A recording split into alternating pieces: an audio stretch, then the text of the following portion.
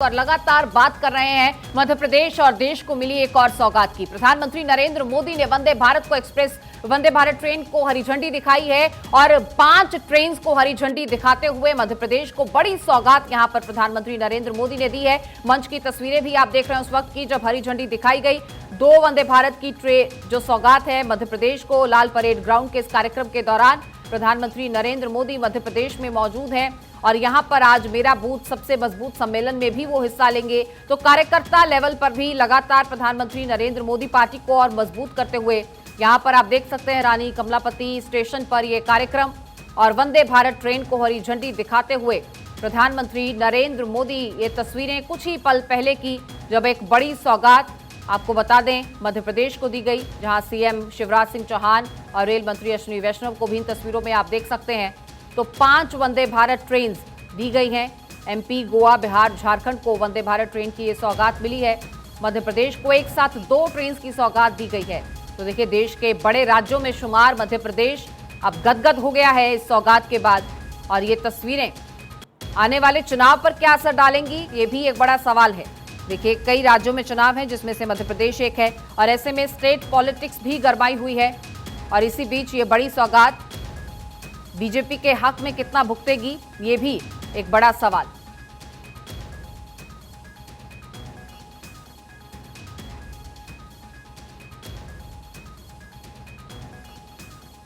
और लगातार हमारे साथ एक बड़ा पैनल मौजूद है। अमित तिवारी जी बीजेपी से, अवधेश कुमार वरिष्ठ पत्रकार हमारे साथ हैं और प्रविंदर सेठी जी राजनीतिक विश्लेषक और यश श्रीवास्तव कांग्रेस प्रवक्ता भी हमारे साथ इस चर्चा में है। तो सबसे पहले तो विपक्ष की इस पर राय ले लेते हैं। श्रीवास्तव साहब, खुश हैं आप? मध्य प्रदेश को बड़ी सौगात मिली है। अमृता जी, भोपाल से इंदौर हर 15 मिनट में बस सेवाएं हैं जो 3-3.5 घंटे में आपको इंदौर भोपाल यात्रा करा सकती हैं।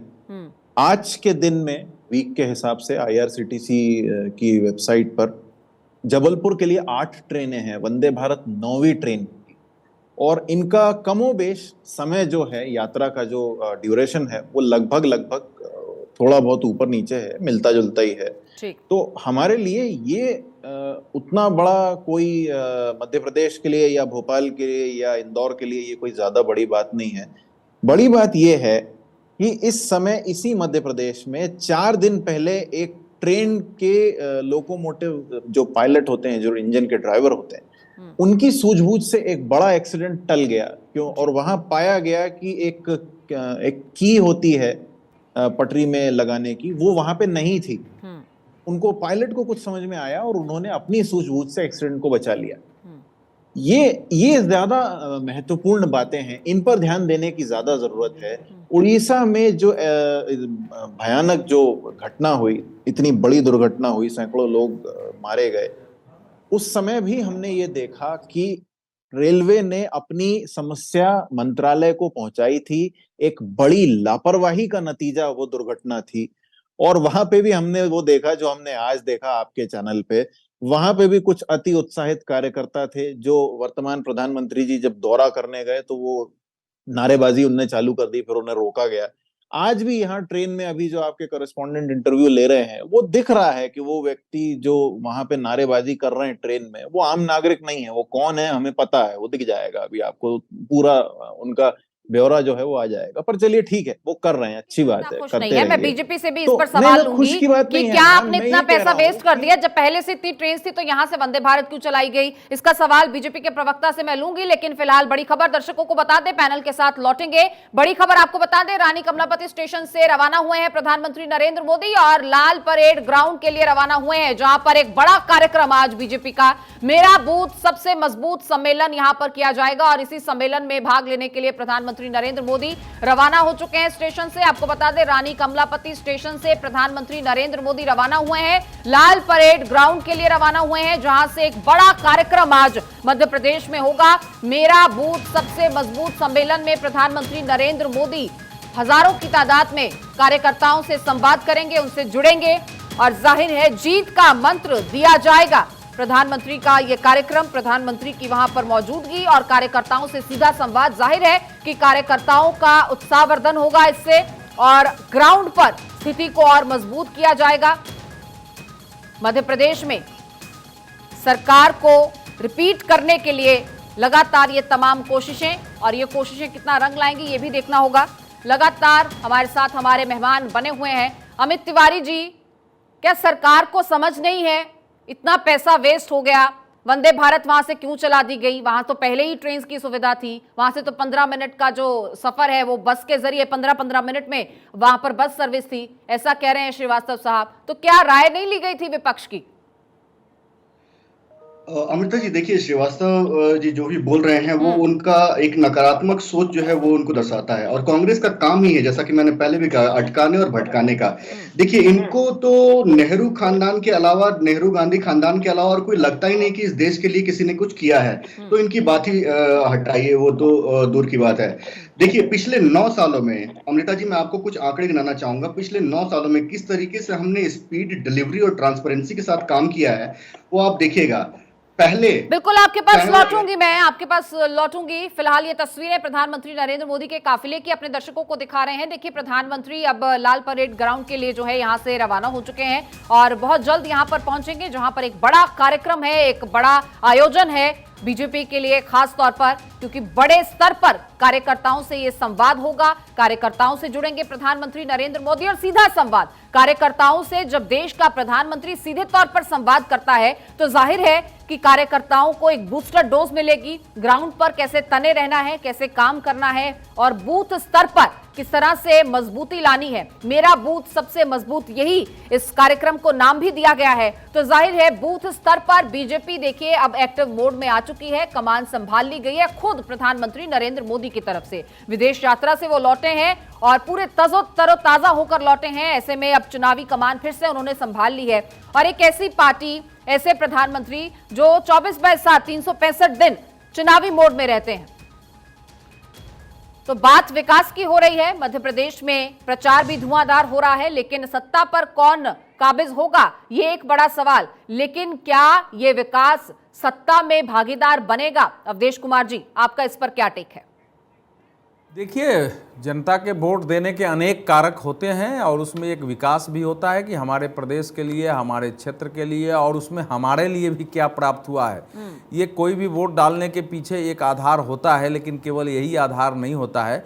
फिर भी सरकार कोई आएगी जाएगी, लेकिन विकास जो है वो लॉन्ग टर्म देश के और राज्य के हित को ध्यान में रखकर किया जाता है। उसके चुनावी लाभ, राजनीतिक लाभ मिलते होंगे और मिलते भी हैं, लेकिन केवल अगर सरकारें केवल जितने कार्यक्रम करें उसमें लक्ष्य यही रहे कि इसका चुनावी लाभ होगा या हानि होगा, फिर तो देश के जो वास्तविक विकास है, जो देश को एक महाशक्ति बनाने की आधार भूमि देनी है, वो तो कभी हो ही नहीं सकता। इसलिए इन सब का निश्चित रूप से अभी चूंकि अब यहाँ विधानसभा चुनाव है अक्टूबर नवंबर में, अगले साल लोकसभा चुनाव है, तो इस समय जो भी ऐसे कार्यक्रम होंगे, चाहे रेलवे का हो, चाहे सड़क का हो, दूसरे कुछ होंगे, उन सबको चुनाव से जोड़कर देखा जाएगा। हालांकि कांग्रेस के प्रवक्ता हैं श्रीवास्तव साहब, वो कह रहे हैं कि भैया यहाँ से तो, भोपाल से तो इतनी गाड़ियां हैं, इतनी ट्रेनें हैं कि अनावश्यक हमारे यहाँ खर्च किए।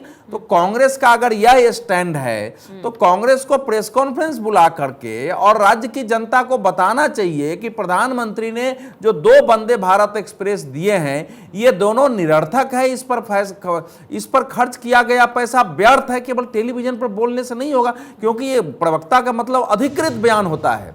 इस समय राज्यों के बीच प्रतिस्पर्धा है कि हमारे राज्य में वंदे भारत एक्सप्रेस क्यों नहीं चल रहा है, और मध्य प्रदेश जैसे राज्य में, जिसमें कि राज्य का क्षेत्रफल भले ही है, आबाद क्षेत्रफल बहुत व्यापक है, वहां काफी दूरों तक तो घर नहीं मिलते हैं सड़कों पर। हम लोग जब जाते हैं, कई क्षेत्र ऐसे हैं, उसमें वंदे भारत एक्सप्रेस चल रहा है। मध्य प्रदेश को पर्यटन की दृष्टि से, तीर्थाटन की दृष्टि से थोड़ा आकर्षक बनाना है, लोगों को सुविधाजनक यात्राएं देनी है, उसके हेतु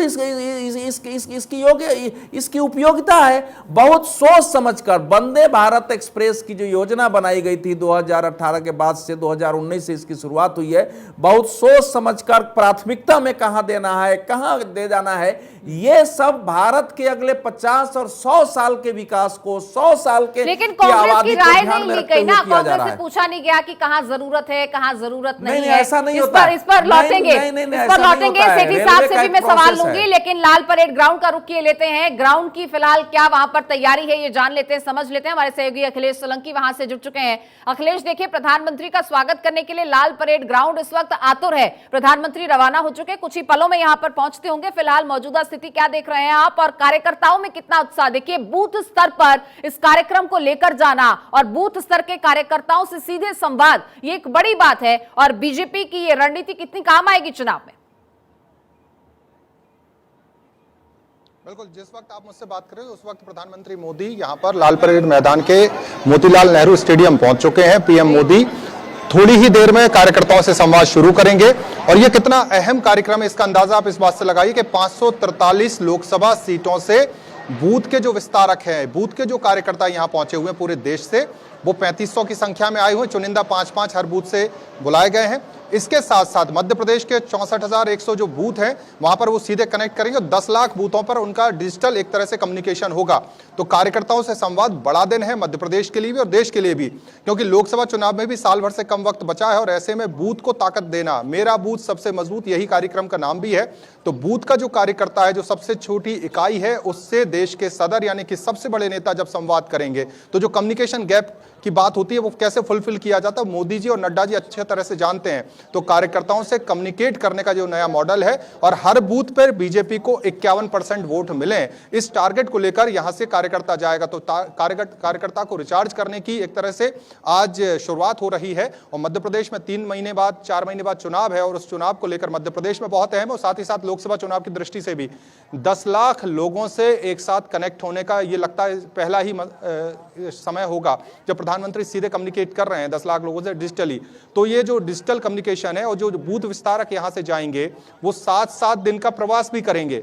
तो तमाम 3500 बूथ विस्तारक जो कम्युनिकेट करेंगे, ये वो चुनिंदा है जिन्होंने बिल्कुल अखिलेश आपके पास लौटूंगी, वहां की ताजा तस्वीरें भी देखेंगे, जानकारी भी आपसे लेंगे, लेकिन फिलहाल रुख मनोज का कर लेते हैं। रांची में इस वक्त मौजूद है। रांची से पटना के लिए भी वंदे भारत ट्रेन जो है आज यहां से रवाना की गई है। प्रधानमंत्री ने खुद हरी झंडी दिखाई है। विकास की इबारत लिखी जा रही है, और इसी के साथ वंदे भारत की गिनती जो है वो बढ़ती जा रही है, लक्ष्य की ओर बढ़ रहे हैं। फिलहाल जनता का क्या रिस्पॉन्स है, मनोज? देखिए, यहाँ प्रधानमंत्री ने जब रांची पटना वंदे भारत ट्रेन को हरी झंडी दिखाई तो लोगों की काफ़ी भीड़ यहाँ उमड़ पड़ी थी। कार्यक्रम को लेकर के लोगों में उत्साह था, और ये चिर प्रतीक्षित मांग भी रही थी कि पटना और रांची के बीच की दूरी कम की जाए, और आम लोगों की जो पटना से रांची की कनेक्टिविटी है वो 6 घंटे के बीच में यह सफ़र पटना से रांची के बीच की दूरी तय होगी, जबकि फिलहाल रांची से पटना के लिए 5 घंटे 50 मिनट में दूरी तय होगी। इसमें सबसे अच्छी बात ये रही कि रेलवे लाइन का जो डेवलपमेंट हुआ, बीच में पहाड़ को काटकर बरका काना के थ्रू ट्रेन को पटना भेजा जा रहा है। तो पहले से जो परंपरागत रूप से रेलवे रूट में रांची पटना के बीच की दूरी थी वो 60 किलोमीटर कम हो गई है। यानी अब वंदे भारत एक्सप्रेस 385 किलोमीटर ही रेल की पटरियों पर दौड़ेगी। उस लिहाज से 6 घंटे का समय भी ज़्यादा है। रेलवे का इस मामले में कहना है कि फिलहाल वंदे भारत की अधिकतम स्पीड 160 रखी गई है, लेकिन 130 किलोमीटर प्रति घंटे के रफ्तार से ही अभी ट्रेन को चलाने की इजाज़त है। बाद में रेलवे लाइन की बैरिकेडिंग वगैरह करने के बाद से और पटरियों को और मजबूती देने के बाद से इस स्पीड को बढ़ाया जाएगा, यानी घंटे और कम होंगे। और सबसे बड़ी बात है कि एक सपना यहाँ के लोगों का साकार हुआ, वंदे भारत के रूप में एक अच्छी कनेक्टिविटी हो गई, और सप्ताह में 6 दिन ये सेवा चलेगी। इसे लेकर के यहाँ कार्यक्रम में राज्यपाल और कई केंद्रीय मंत्री लगातार अपने दर्शकों को दिखा रहे हैं। और चलिए, जिस वंदे भारत ट्रेन की बात कर रहे हैं उसके सफर पर आपको लिए चलते हैं। हमारे सहयोगी केशव झा भोपाल में मौजूद हैं, और जिस तरह से कांग्रेस के हमारे प्रवक्ता हैं वो कह रहे थे कि जरूरत ही नहीं थी। केशव, वहां पर मौजूद लोगों से जो इस सफर का आनंद इस वक्त ले रहे हैं उनसे जरा बात कीजिए, और इन लोगों से जानने और समझने की कोशिश कीजिए कि यश श्रीवास्तव साहब कह रहे हैं कि जरूरत क्या थी। वहां पर बस सर्विस है, पहले से बहुत सारी ट्रेन्स हैं, बहुत सारे ऐसे व्यवस्थाएं थी, तो यहां पर क्या इतना पैसा वेस्ट कर दिया गया? रुकिए एक मिनट रुकिए आप। अमृता, देखिए, इस वक्त मैं जो रानी कमलापति रेलवे स्टेशन से इंदौर के लिए जो वंदे भारत ट्रेन को हरी झंडी दिखाकर रवाना किया गया उसी ट्रेन में हूँ। और कांग्रेस के एक प्रवक्ता कह रहे थे कि वंदे भारत ट्रेन के अंदर से पानी टपकता है एसी से, तो मैं उन कांग्रेस प्रवक्ता को दिखाऊंगा कि मैं उसी वंदे भारत ट्रेन के अंदर हूँ। बिल्कुल केशव, लौटेंगे आपके पास।